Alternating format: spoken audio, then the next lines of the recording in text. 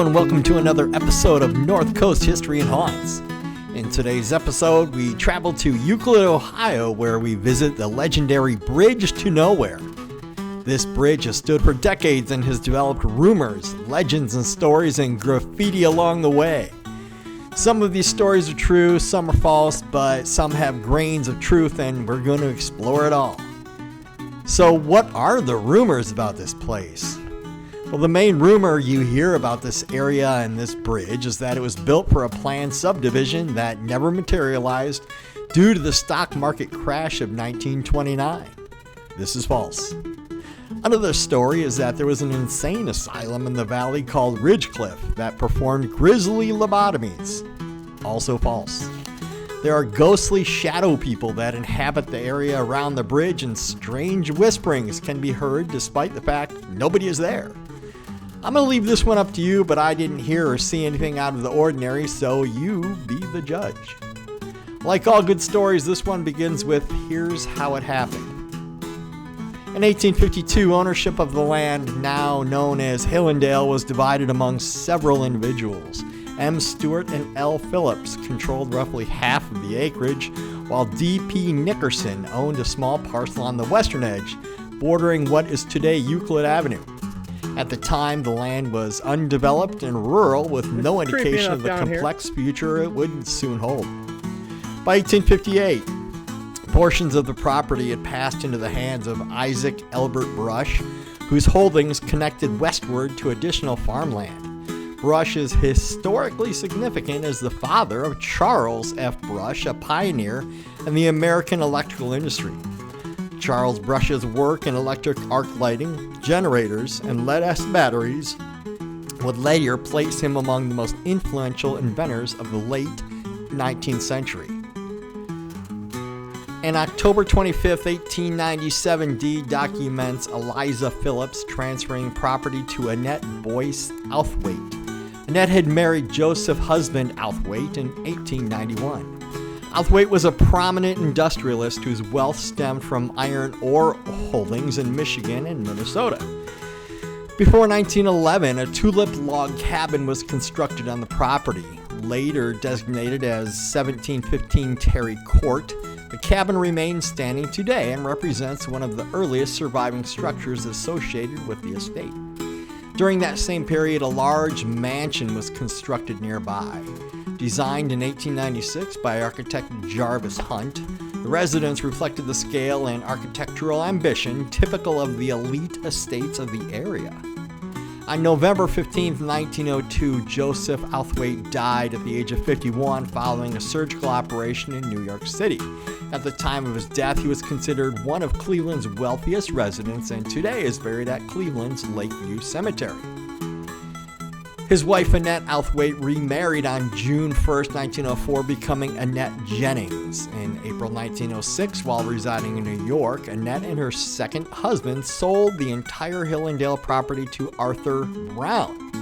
Arthur Brown would sell the estate on October 21, 1909 to Burton Gadd Tremaine.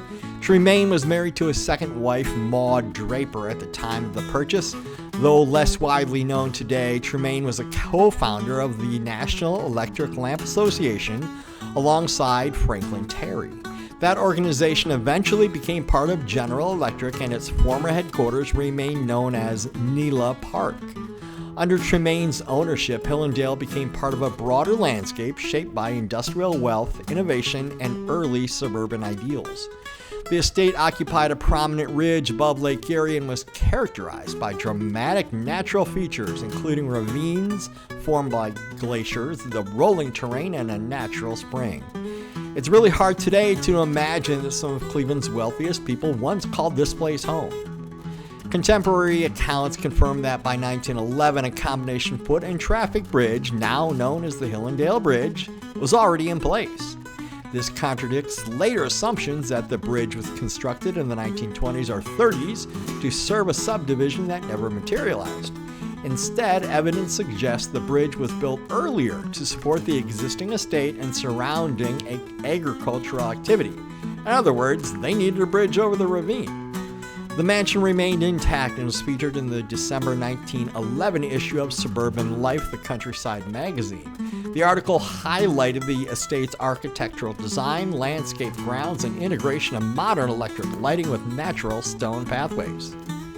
Pictured above is the house built in the late 1890s for Outhwaite, which eventually became known as the Tremaine Estate. Burton Tremaine purchased additional property in the area in May and November 1911.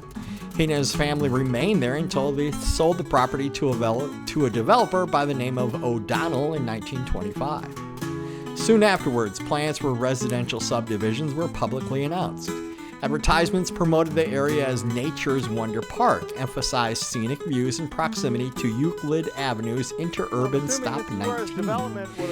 In 1927, the Hillendale Land Company was looking for at least a couple nice guys to help sell lots. They also warned prospective buyers not to rest on their laurels as prices were going to skyrocket soon. In 1928, the Ream Sanatorium relocated to the former Tremaine Mansion.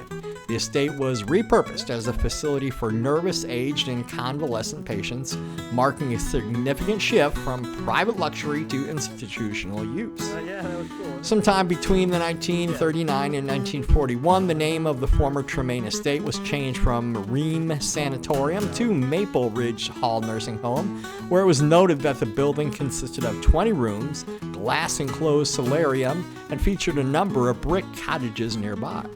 It was owned by Mary Russell and managed by her husband George, who passed away in 1939. In 1942, the facility was leased to a Helen J. Cross for a term of 5 years.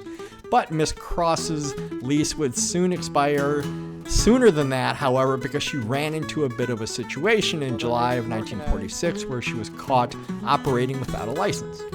Over the following decades, the property operated under several names, including Maple Ridge Hall Nursing Home, the Kyla Home, and eventually Hillendale Manor.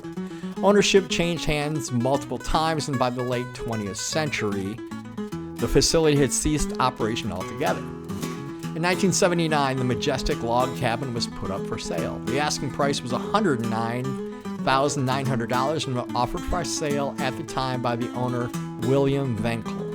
The log cabin ended up selling in 1979 for $90,000, and it would remain in the possession of John Ayton until September of 2014. At that time, it sold for half of what Ayton paid 35 years earlier, a meager $45,000. The Tremaine Mansion itself would be demolished in 2008. Today, much of Hillendale exists only in fragments. The abandoned bridge, the surviving log cabin, and undeveloped parcels remain as physical reminders of the area's deeply layered history. Contrary to popular belief, the Hillendale Bridge was not a structure built for a failed development. Historical documentation shows it served an active estate and landscape for decades. And Hillendale's story really reflects broader themes in American land use, wealth and innovation giving way to subdivision, institutional reuse, and eventual neglect.